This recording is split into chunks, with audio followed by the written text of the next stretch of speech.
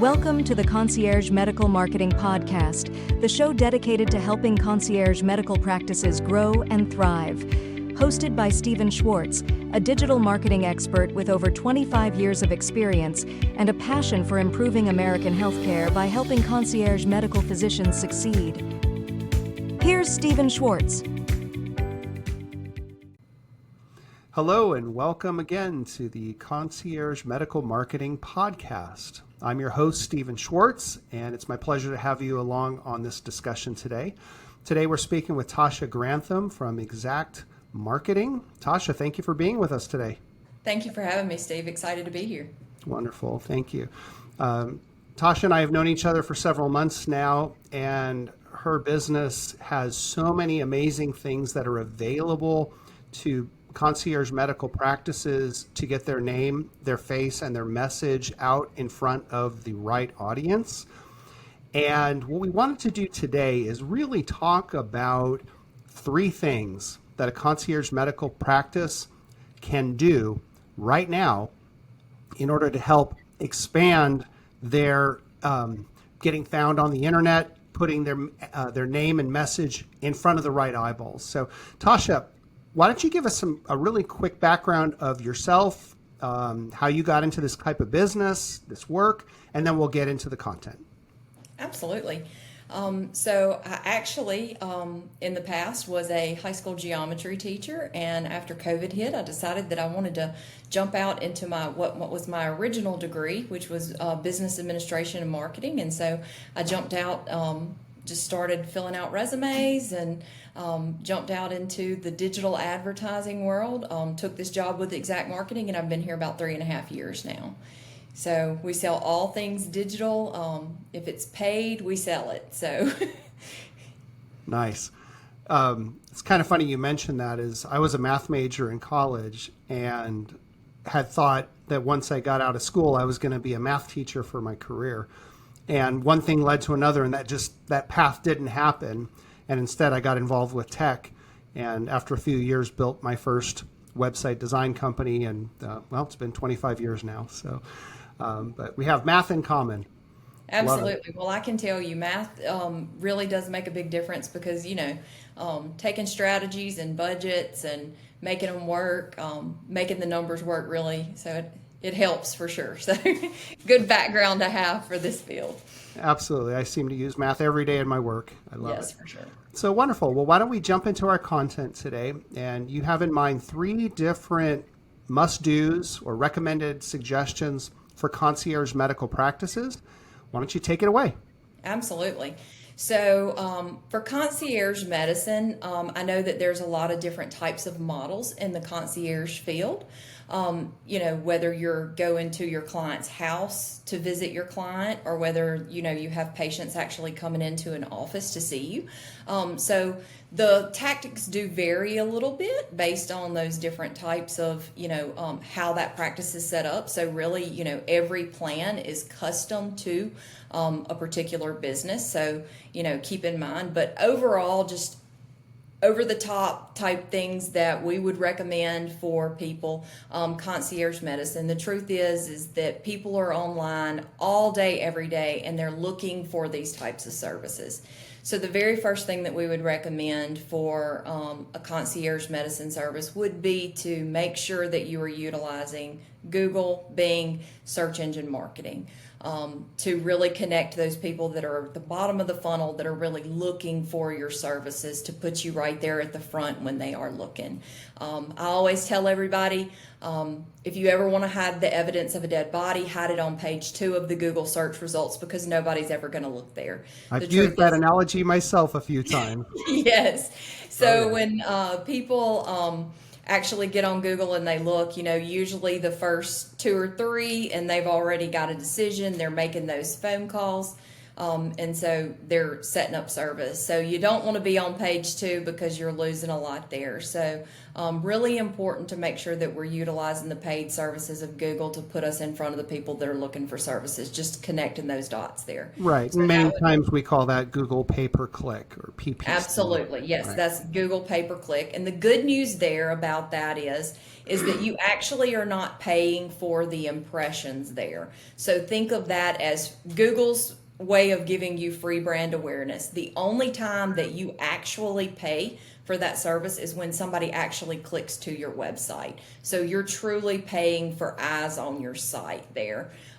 So really important that you get there, and like I said, really good way to advertise, really good way to hone in a budget and make sure that you're only paying for what you get to your site. Really good way to get extra eyes there for sure.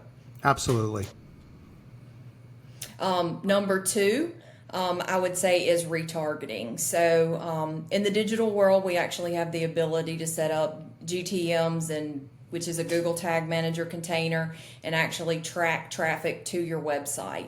And so if we have somebody that actually landed on your website but actually didn't convert in the way that we wanted them to, we would actually retarget them. And so I strongly recommend having a retargeting strategy for the people that have looked at your brand or for somewhat familiar with your brand, but then finding ways to stay in front of those people so that you build that brand confidence with them and that you stay top of mind.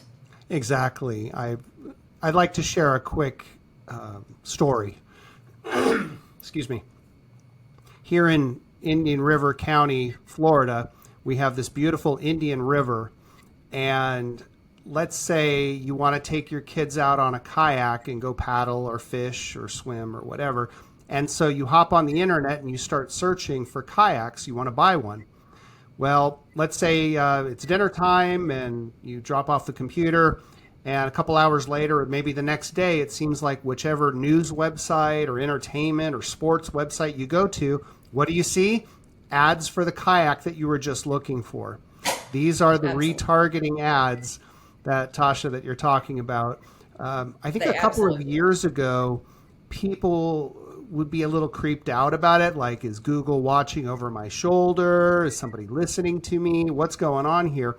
And it's really pretty simple. Do you want to explain briefly how the idea of the pixel or the cookie works on a website?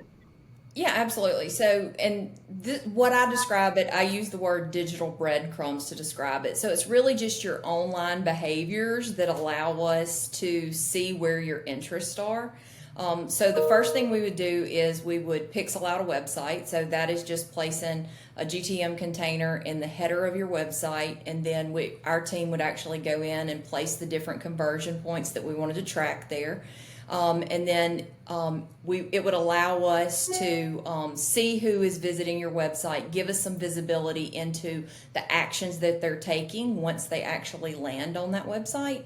And then, of course, cookies, it's collecting that data, and then we can then use that data to continue to target, other advertisers targeting and things. And so that's why, and if you're aware, Google actually is backtracking on removing their cookies now. Have you seen that? Mm-hmm. I keep hearing about this. Yes. So Google, has been making these strides for the last several years that they were going to go completely cookieless, and I think they have now backed off of that decision and said that it's going to be impossible to go cookieless.